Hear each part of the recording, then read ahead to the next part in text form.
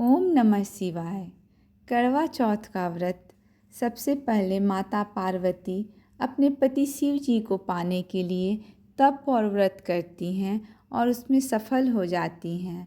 दूसरी ओर सावित्री अपने मृत पति को अपने तप के बल पर यमराज से भी छुड़ा कर ले आती है। यानी स्त्री में इतनी शक्ति होती है, यदि वो चाहे तो कुछ भी हासिल कर सकती हैं। इसलिए महिलाएं करवा चौथ के व्रत के रूप में अपने पति की लंबी उम्र के लिए एक प्रकार से तप करती हैं।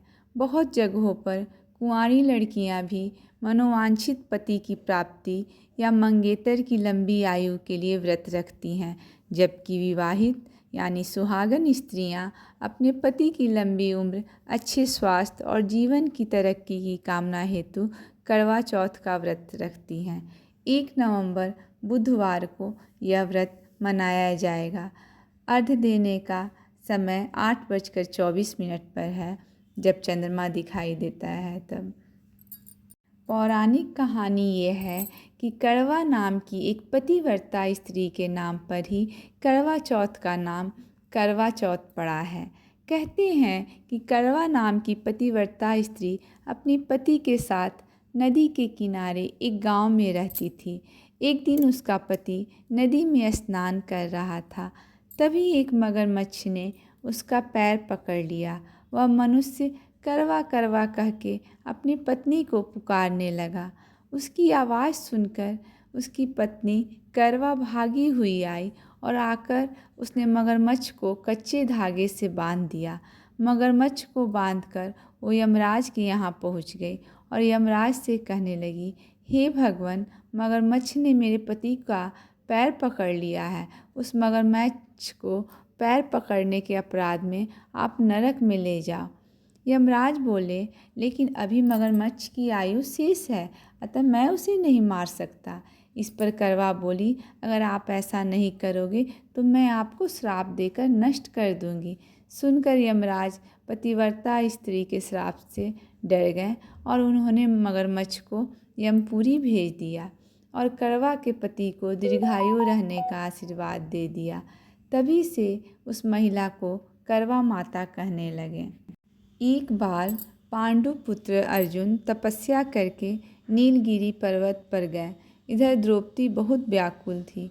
उनकी कोई खबर न मिलने पर उन्होंने श्री कृष्ण भगवान का ध्यान किया और अपनी चिंता व्यक्त की।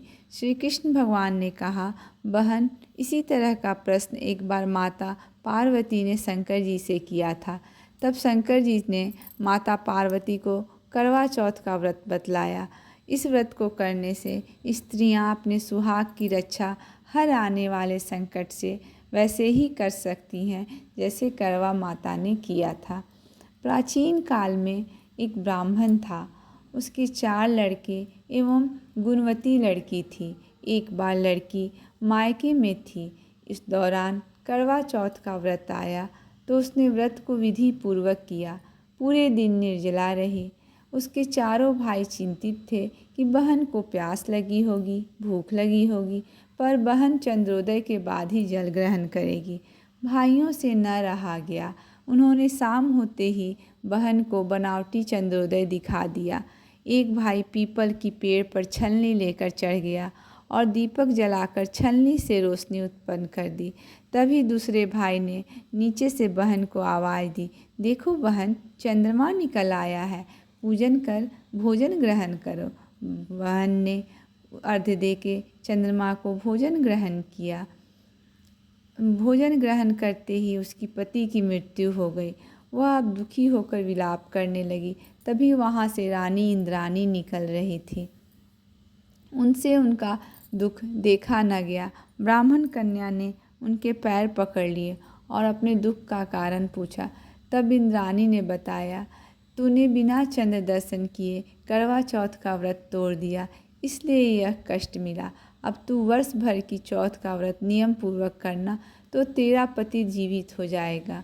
द्रौपदी ने यह कथा सुनकर यह व्रत किया और अर्जुन सकुशल मनोवांछित फल प्राप्त कर वापस लौट आए।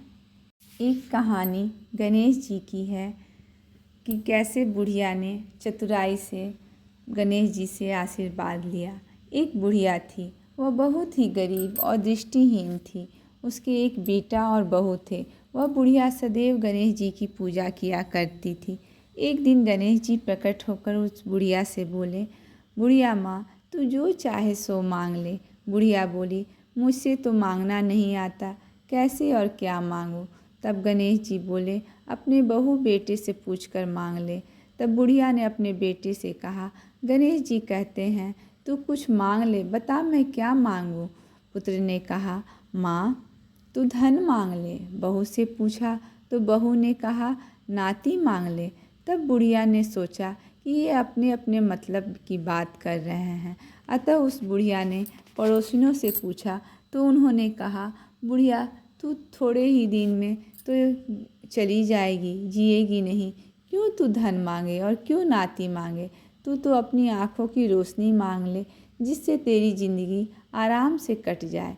इस पर बुढ़िया बोली, यदि आप प्रसन्न हैं तो मुझे 9 करोड़ की माया दे, निरोगी काया दे, अमर सुहाग दे, आँखों की रोशनी दे, नाती दे, पोता दे और सब परिवार को सुख दे और अंत में मोक्ष दे। यह सुनकर तब गणेश जी बोले, बुढ़िया माँ, तुमने तो हमें ठग लिया, फिर भी जो तूने मांगा है वचन के अनुसार सब तुझे मिलेगा। और यह कहकर गणेश जी अंतर्ध्यान हो गए। उधर बुढ़िया माँ ने जो कुछ मांगा वह सब कुछ मिल गया। हे गणेश जी महाराज, जैसे तुमने उस बुढ़िया माँ को सब कुछ दिया वैसे ही सबको देना। गणेश जी बहुत दयालु हैं। इस साल बुधवार के दिन सब लोग आप लोग करवा चौथ का व्रत करें। सुहागिन महिलाएं पति की लंबी उम्र के लिए जो व्रत रखती हैं, गणेश जी की भी आराधना अवश्य करें। इस दिन पूजा के साथ साथ व्रत कथा अवश्य पढ़नी चाहे सुननी चाहिए। सायंकाल में जब आप चंद्रमा को अर्घ्य दे दें तब इस कथा को पढ़ें चाहे सुनें। गणेश जी की आराधना करें।